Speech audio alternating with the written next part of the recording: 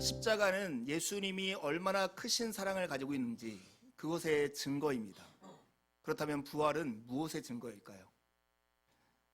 루스라고 하는 신학자가 십자가는 예수님의 사랑의 증거라면 부활은 하나님의 능력의 증거라고 얘기를 했습니다. 오늘은 이 부활절날 예수 그리스도를 죽은 자 가운데 살리신 하나님의 그 능력을 말씀을 통해서 확인하며 그것을 힘입어 예수님의 제자로 살아가는 힘을 얻는 귀한 시간이 되기를 간절히 바랍니다. 여러분, 오늘 우리가 함께 읽은 짧은 이 두 말씀은 바울 사도가 에베소 교회를 위해서 드리는 기도의 일부입니다. 우리는 흔히 우리의 환경과 처지를 바꿔달라, 우리의 모자란 것을 채워달라고 하나님께 기도하는 그 기도를 드리곤 합니다. 바울 사도는 에베소 교회를 위해서 기도를 하면서 그 기도의 내용이 우리와 사뭇 다릅니다. 무엇인가를 달라고 하는 기도를 하는 게 아니라 무엇을 알게 해달라고 하나님께 기도를 하고 있습니다. 하나님께서 이 에베소 교회 성도들을 부르신 이유, 그 소망이 무엇인지를 알게 해달라고, 그리고 이 부르신 성도들에게 하나님이 약속하시고 주고자 하시는 그 기업의 풍성함이 무엇인지를 알게 해달라고, 그리고 부르신 백성들을, 그리고 그 기업의 풍성함을 누리게 하기 위해서 지금도 그들 안에서 역사하시는 하나님의 능력의 크기가 얼마나 큰가를 알게 해달라고 기도를 합니다. 이 말은 없는 것을 달라고 하는 게 아니라 이미 하나님이 주셔서 우리 안에서 역사하고 있는 이것을 이 에베소 교회 성도들이 인식하며 살게 해달라고 하는 기도입니다. 이것은 에베소 교회에서 예수 그리스도를 믿는 자들 뿐만 아니라 오늘 우리에게 필요한 기도입니다. 이 세 가지 기도 중 세 번째, 우리 가운데 강한 힘으로 활동하시는 하나님의 능력의 크기가 어떠한 것을 오늘 예배에 참여하는 성도들 한 분 한 분이 분명히 인식하고 깨닫는 귀한 부활의 아침이 되기를 간절히 바랍니다. 오늘 이 읽은 말씀에는 하나님의 능력과 관련된 중요한 두 가지 사실이 담겨져 있습니다. 여러분, 오늘 19절에 보면 이렇게 나와요. 그의 힘의 위력으로 역사하심을 따라서 믿는 우리에게 베푸신 능력의 지극히 크심이 어떠한 것을, 이것을 새번역이나 공동번역처럼 좀 의역해서 이렇게 우리에게 번역하는 성경을 보면 이렇게 나와 있어요. 믿는 사람들인 우리 안에서 강한 힘으로 활동하시는 하나님의 능력, 이렇게 표현해요. 하나님의 능력이 우리 가운데 강한 힘으로 활동하고 있다고 하는 거예요. 아까 어린이 설교에서 피가 우리 혈관 안에서 움직이면서 그 빠른 속도로 움직이면서 우리가 살아 움직일 수 있도록 힘을 주는 것처럼 하나님의 능력이 예수 그리스도라는 심장으로부터 펌핑되어서 우리 삶 전체에 흐르기 때문에 우리가 그리스도인으로서 살아 움직일 수 있는 힘을 얻게 된다는 사실입니다. 놀라운 것이죠. 그런데 이 하나님의 능력의 크기가 얼마나 큰가가 20절에 나와 있어요. 20절에 이렇게 말씀하죠. 그의 능력이 그리스도 안에서 역사하사 죽은 자들 가운데서 다시 살리시고, 우리 안에서 강한 힘으로 활동하고 있는 이 하나님의 능력이 예수님에게서 역사했는데, 예수님 안에서 나타났는데 그 힘의 능력이 얼마나 큰 거냐면 예수님이 죽은 자 가운데 있을 때 그분을 살려내신 능력이라는 거예요. 부활이라고 것은 하나님의 능력의 증거인데 예수 그리스도를 살리신 그 능력이 하나님의 능력이라는 거, 그리고 그 능력이 지금 믿는 사람들인 우리들 안에서 강한 힘으로 활동하고 있다는 사실입니다. 여러분, 이것을 믿으십니까? 우리는 우리 안에서 피가 이렇게 빠른 속도로 다니면서 우리에게 영양분을 공급하고 산소를 공급하고 세균들을 막아주는 이런 역할들을 하고 있다는 것을 평상시 인식하지 못하다가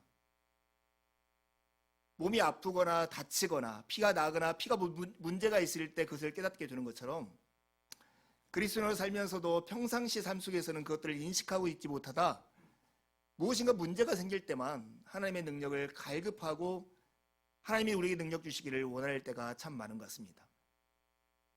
오늘은 이 말씀을 통해서 우리 안에 있는 하나님의 이 능력이 우리 가운데 있음을 확신하는 시간이 되었으면 좋겠습니다. 주님께서 분명히 이곳에 계시는데도 내가 미처 알지 못했구나 라고 하는 이 고백은 야곱이 베델에서 했던 고백입니다. 여러분, 야곱의 이야기를 잘 익숙하게 알 거라고 생각합니다.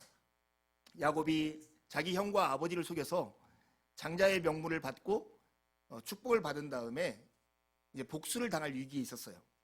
어머니가 이 야곱에게 얘기해서 삼촌인 라반의 집에 가서 피신해 있으라고 말을 하죠.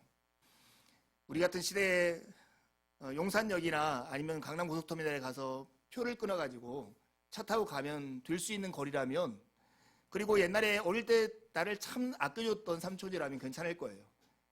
태어나서 한 번도 보지 못했던 삼촌, 자기가 살고 있는 곳부터 1000km나 떨어져 있는 그곳에 머물러 있는 삼촌의 집으로 이 야곱이 떠나야 했던 그런 상황에 있었습니다. 여러분 같으면 마음이 어떻겠습니까? 그런 야곱이 가다가 하룻밤은 돌베개를 베고 노숙을 하게 된 거예요. 자기는 형과 아버지를 속이고 이제 가족으로부터 분리되어가지고 어떤 소망도 없겠다, 이런 상황에서 길을 가다가 잠든 그 절망의 깊은 수렁 속에서 하나님이 그에게 나타나셨습니다.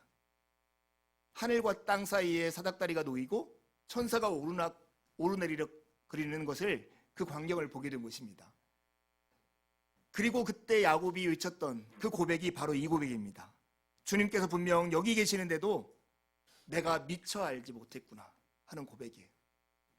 자기는 자기가 떳떳하고 무엇인가를 잘하고 하나님과 가까이 계시고 가까이 있을 때 그때만 하나님이 나와 함께 하실 거라고 생각했는데, 실패자요, 범법자요, 정말 부끄러운 행동을 행한 다음에 멀리 도망치고 있는 자기와 하나님이 함께 계시다는 것을 인식하고 야곱이 이렇게 외쳤던 것입니다.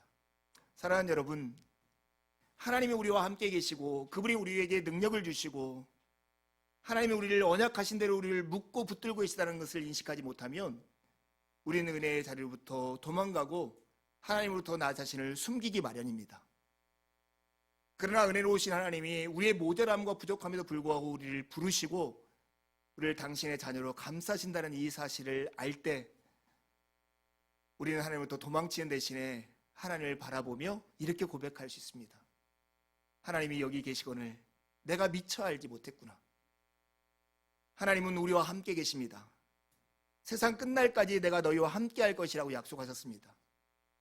그리고 예수 그리스도를 부활시키신 하나님의 그 크신 능력으로 오늘도 믿는 사람들인 우리 안에서 강한 힘으로 역사하고 있음을 믿으십시오.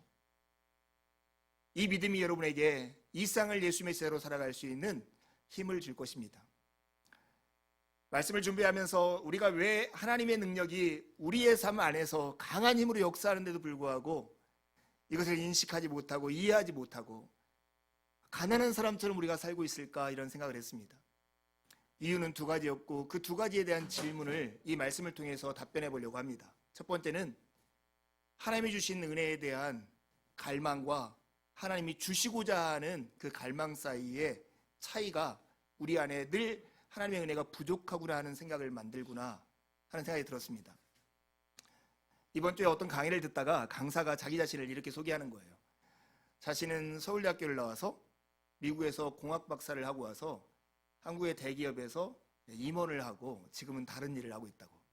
저는 그 다른 일을 하고 있는 그 강의를 듣기 위해서 이 사람의 강의를 듣는데 자기를 이렇게 소개했어요. 그런데 이분의 소개가 제가 갖지 못한 것을 가지고 있어서 부럽기도 하고, 아우 잘난 체하구나 이런 생각이 좀 들었어요. 근데 그분이 그렇게 얘기했습니다. 내가 어디 가서 서울대학교를 나오고 미국에 가서 공학 박사를 하고 와서 한국의 유수의 대기업에서 임원을 했다고 하면 자기에게 너를 증명해봐, 너를 설명해봐 하는 사람이 하나도 없더라는 거예요. 우리 사회에는 너무나 이 자리, 자격, 학위 이런 것에 대한 이런 가치를 인정하는 것이 너무 강하고 심하다 하는 얘기를 우리에게 하더라고요. 여러분 생각해보면 우리 한국 사람들에게만 있는 특징인지 모르지만 우리는 굉장히 많은 인정 욕구를 가지고 살아가는 것 같아요. 특히 남자들. 다른 사람의 인정을 받기 위해서 다른 사람을 섬기고 어떤 자격을 따고 어디에 소속되려고 하는 그런 마음이 굉장히 큰 사회 가운데 살고 있다고 생각이 됩니다. 이것이 나타나는 증거 중에 하나가 뭐냐면 사람들의 분노를 보면 이것을 엿볼 수 있어요. 사람들이 분노하는 상황을 보면 가장 쉽게 분노할 때가 무시당할 때예요. 모멸감을 느낄 때. 내가 내 가치를 인정받지 못하거나 그만한 대우를 받지 못하거나 경멸하는 표현을 들을 때 사람은 쉽게 분노하게 됩니다. 이 표현은 반대로 얘기하면 사람들 마음 안에 누군가로부터 인정받고 싶어하는 욕구가 굉장히 많다라고 하는 것입니다. 그래서 우리는 나도 모르는 사이에 무엇인가를 인정받기 위해서 돈을 벌고, 인정받기 위해서 자리에 가려고 하고, 인정받기 위해서 어떤 학위를 가지려고 하는 수고와 노력 속에 나만의 색깔과 나만의 삶이 놓쳐버리며 살아갈 때가 얼마나 많은지 모르겠습니다. 어딘가에 줄 서 있는 것이죠. 내가 여기만 오르면 나는 내 삶의 가치와 내 삶의 성취감을 느낄 것이라고 생각하는 데가 있다는 것입니다. 여러분, 혹시나 여러분 안에도 이것 없으면 나는 아무것도 아니야 이렇게 생각하는 무엇인가가 있다고 하면 스스로에게 한번 질문을 던져보세요. 여기서 하이델베르크 유리문답 공부를 하신 분들이 많을 텐데요. 거기 일문에 보면 우리가 살아서나 죽어서나 우리에게 위로가 되는 단 한 가지는 무엇입니까? 이런 질문으로 시작합니다. 답변에는 이렇게 답변해요. 살아서나 죽어서나 우리의 몸과 영혼에 우리에게 위로가 되는 단 한 가지 사실은 예수 그리스도 안에 우리가 있다는 그 사실에 있다는 것입니다. 여러분, 이것을 가지고 오늘 우리가 추구하는 은혜에 대해서 되짚어 볼 수 있습니다. 여러분이 이것 없으면 안 된다, 이것을 위해서 내게 하나님의 능력을 좀 주셨으면 좋겠다 하는 그런 어떤 것이 있다면 그것이 내가 살아있을 때뿐만 아니라 죽어서도 의미가 있냐 이렇게 물어보십시오. 그것이 여러분의 몸에 뿐만 아니라 여러분의 영혼에도 유익하고 의미가 있는가, 이렇게 여러분에게 질문을 해보십시오. 그 질문 앞에 예라고 대답하면 여러분이 추구할 만한 것이지만 아니라고 대답한다면 그것을 내려놓아야 할 것입니다. 여러분, 성경에 보면 하나님이 주신 능력으로 모든 것을 할 수 있는 사람이 한 명 있었습니다. 본인이 그렇게 고백했습니다. 그 인물이 누구일까요? 이게 바로 바울 사도입니다. 우리가 너무나 익숙하게 알고 있는 빌립보서 4장에 보면 바울 사도가 이렇게 고백합니다. 내게 능력 주시는 자 안에서 내가 모든 것을 할 수 있느니라. 우리는 이 말씀을 들으면 흔하게 하나님께서 우리에게 능력만 주시면 내가 꿈꾸고 내가 바라는 그 모든 것을 다 할 수 있다, 이렇게 오해할 수 있습니다. 그러나 여러분, 이 빌립보서의 배경은 우리가 생각하는 것보다 훨씬 더 엄혹한 상황 가운데 쓰인 편지입니다. 성경에 보면 옥중서신이라는 편지들이 있습니다. 골로새서와 함께 빌레몬서와 함께 옥중서신으로 분류된 편지가 바로 빌립보서입니다. 그 말은 바로 바울이 감옥에 갇혀 있는 상태에서 쓴 편지라는 것이죠.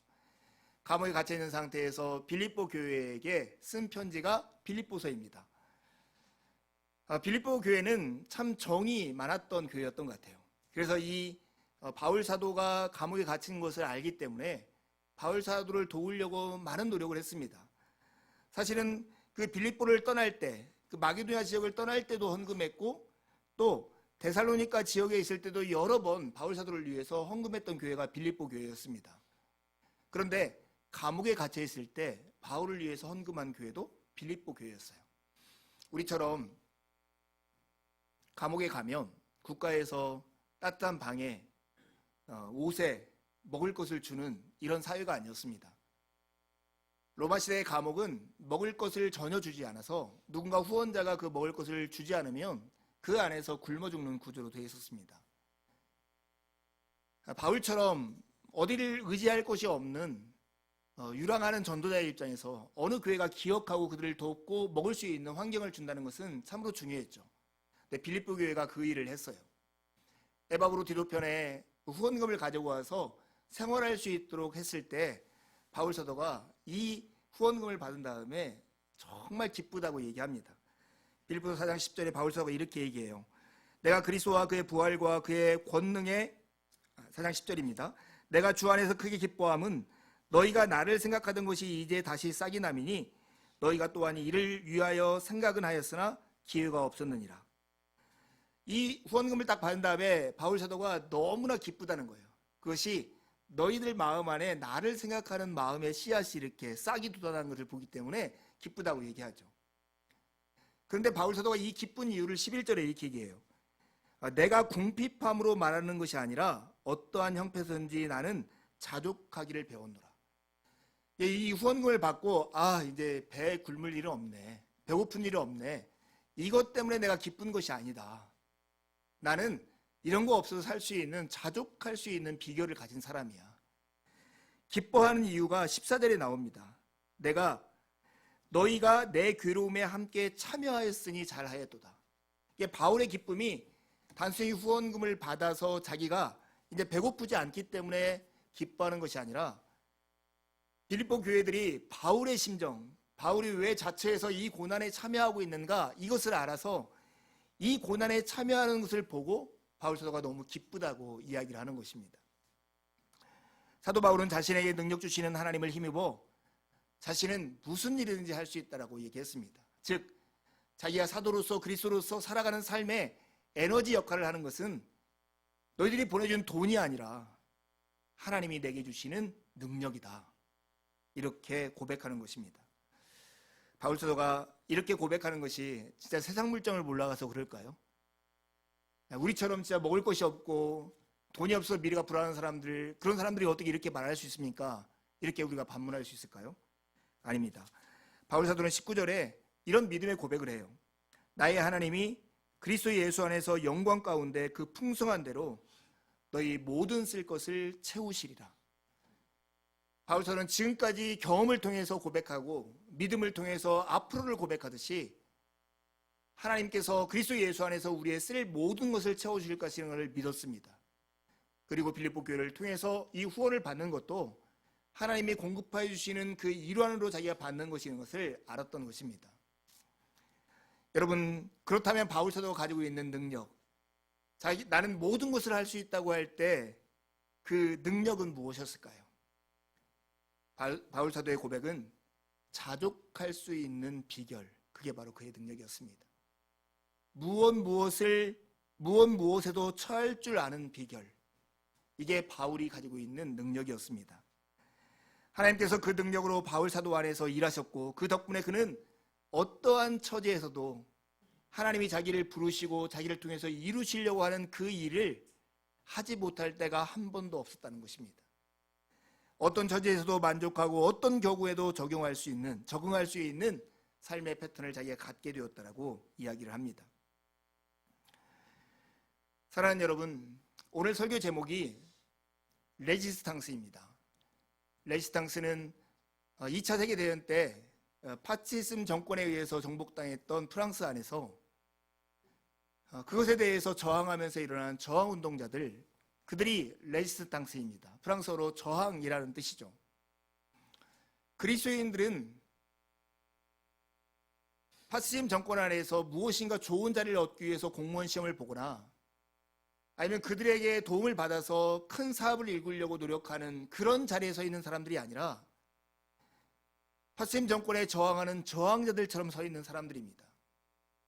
오늘 우리가 살아가는 것은 죄와 악에 점철되어 있는 세상의 권력이나 세상의 문화에 저항하는 사람들로 살아가고 있습니다. 당연히 그런 시류에 편승하지 않으면 시류에 저항을 당하고 늘 고통과 고난 가운데 있을 수밖에 없습니다. 오늘 우리가 추구하고 있는 능력은 파시즘 정권 안에서 좋은 자리를 차지하려고 하는 그런 능력이 아니라 그런 세력들과 저항하면서 하나님의 나라와 의를 이루고자 하는 능력, 그것이 우리가 추구하는 능력인 것입니다. 하나님은 이런 능력을 우리에게 주신다는 것입니다. 우리 문화로 가져와서 일제강점기를 생각해 보세요. 일제강점기 안에서 일제치하에서 내가 잘 먹고 잘 살기 위해서 일본 사람들이 치르는 시험에 합격하고 고위직에 올랐다고 생각해 보세요. 아니면 그 나라에 납품을 하면서 많은 돈을 벌었다고 생각해 보세요. 하나님 나에게 이런 능력을 줘서 나에게 이런 자리에 오르게 해주십시오. 하나님은 이런 능력을 그 사람에게 주실까요? 하나님의 능력은 죄를 위한 게 아니라 선을 위한 것이고 인간의 욕망을 위한 게 아니라 하나님의 뜻을 이루는 능력이라고 생각해 볼 때 그런 능력들은 하나님이 주신 능력일 수가 없습니다. 하나님은 우리로 하여금 마치 독립군들이 정의와 진리를 회복하기 위해서 애쓰는 그 수고를 위해서 견딜 수 있는 능력을 우리에게 주시는 분이십니다. 예수님이 하나님의 능력을 힘입어서 자기 십자가를 지고 하나님의 뜻을 이루셨던 것처럼 우리로 하여금 우리 안에서 강한 힘으로 역사하시는 하나님의 능력은 오늘 우리로 하여금 자기 십자가를 지고 자기를 부인하고 주님을 따르는 제자로서 넉넉하게 살도록 우리를 이끄시는 힘입니다. 이러한 선포가 이 시대를 살아가는 우리에게는 만족하지 않고 불편하고 어려운 말일 수 있습니다. 예수님이 오병이어의 기적을 베푸신 다음에 이 떡과 당신의 찢기실 몸을 비유해서 설명을 합니다. 그때 많은 사람들이 예수님의 이 설교를 어렵다고 하면서 다 떠나가고 있었습니다. 떠나갈 때 예수님이 남아있는 그 12제자를 향해서 물으셨습니다. 너희도 떠나려냐? 너희도 떠나려냐? 우리가 하나님의 능력이 그 크고 하나님의 능력이 우리 가운데 역사함에도 불구하고 하나님에게 더 이상 바랄 것이 없다면 하나님을 떠나는 사람들이 우리 시대에도 있습니다. 근데 그 떠남이 자신의 욕망과 맞지 않게 떠난다고 하면 잘 떠나는 것입니다. 하나님에게서 그것을 얻을 수는 없습니다. 그러나 하나님께서 회복하고자 하는 하나님의 나라, 하나님의 형상대로 회복하게 하기를 원하는 우리의 삶, 예수님의 제자로서 살아가는 그 삶을 위한 하나님의 능력이 필요하다면 여러분 베드로처럼 고백하십시오. 생명의 말씀이 주께 있사오니 내가 누구에게로 가겠습니까? 내가 누구에게로 가겠습니까? 예수 그리스도는 부활이시고 생명이십니다.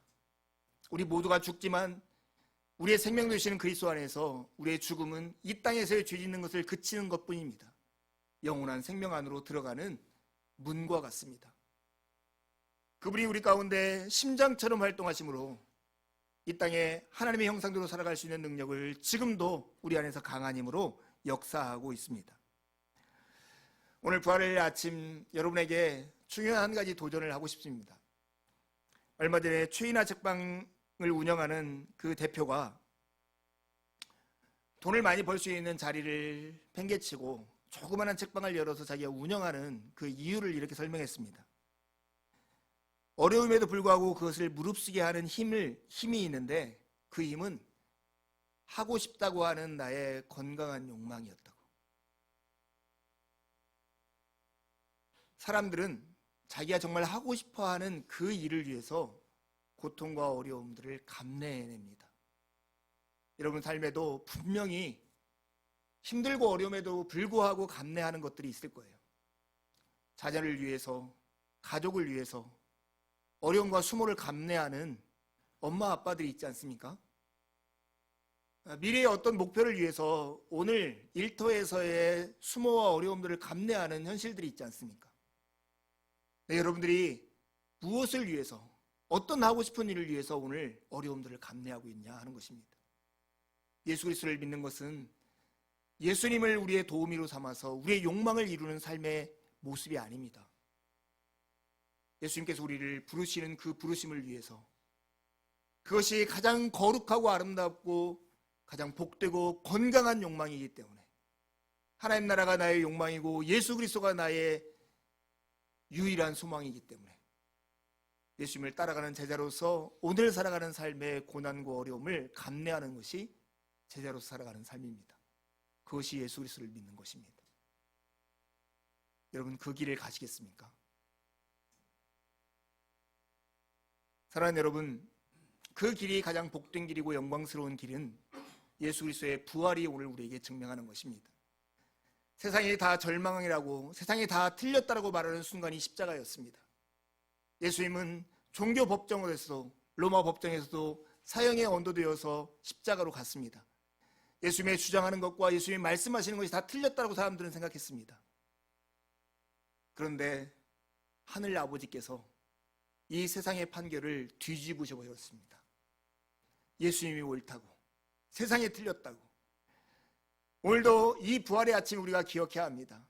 여전히 세상의 문화와 가치와 논리들이 예수님처럼 살아가는 것이 실패이고 실패가 아닐지어도 결국 옳은 길로 갈 수 있는 방법이 아니라고 이렇게 말하는 이런 시대에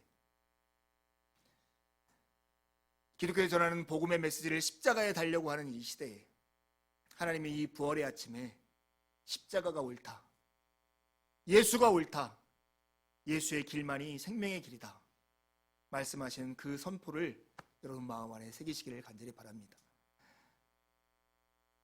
어떤 의사분의 강연을 들었습니다.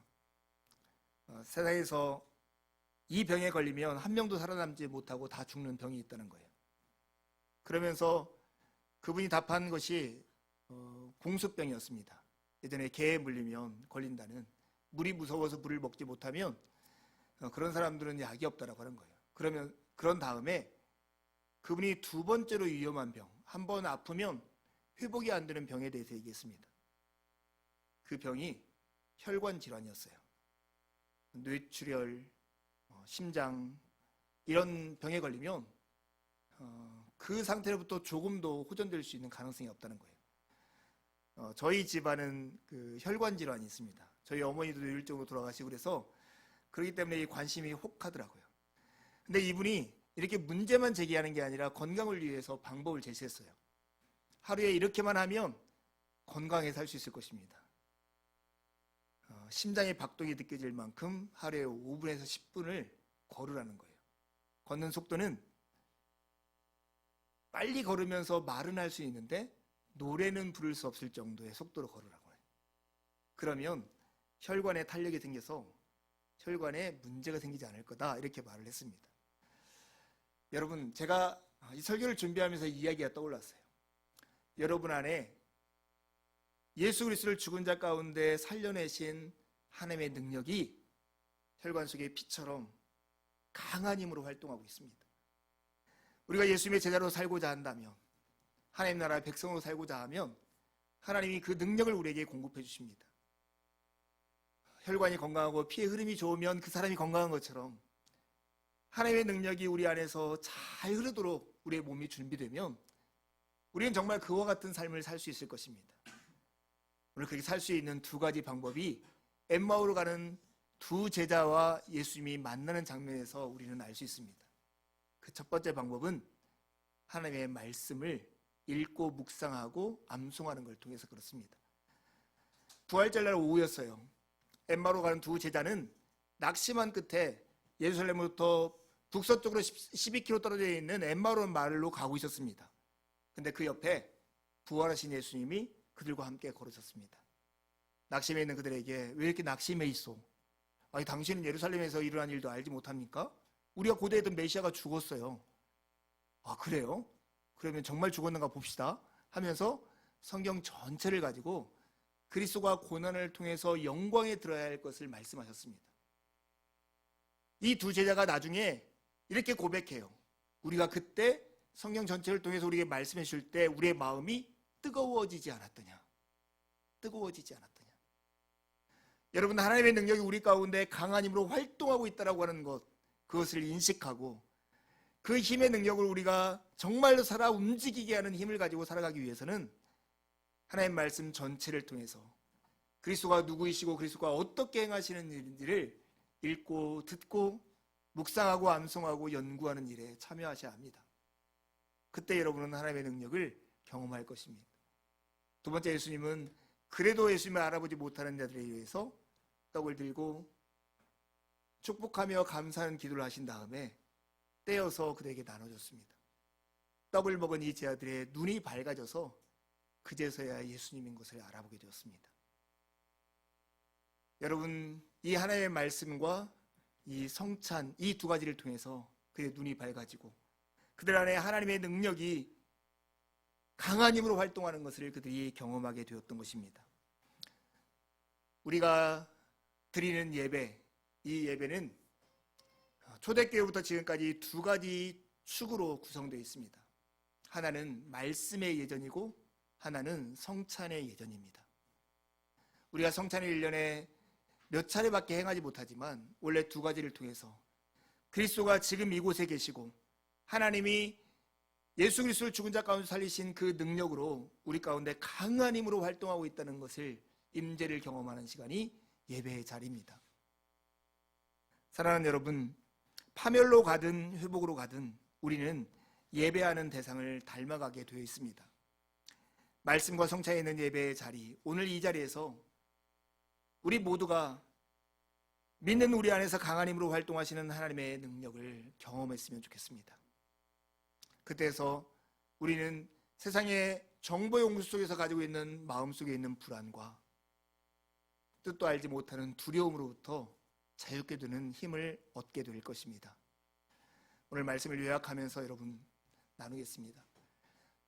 예수 그리스도를 죽은 자 가운데 부활하신 하나님의 능력이 지금 예수 그리스도를 믿는 여러분 안에서 강한 힘으로 활동하고 있습니다. 이 사실을 믿고 이 능력을 힘입어서 예수님의 제자로서 온전히 살아가는 여러분이 되기를 간절히 바랍니다.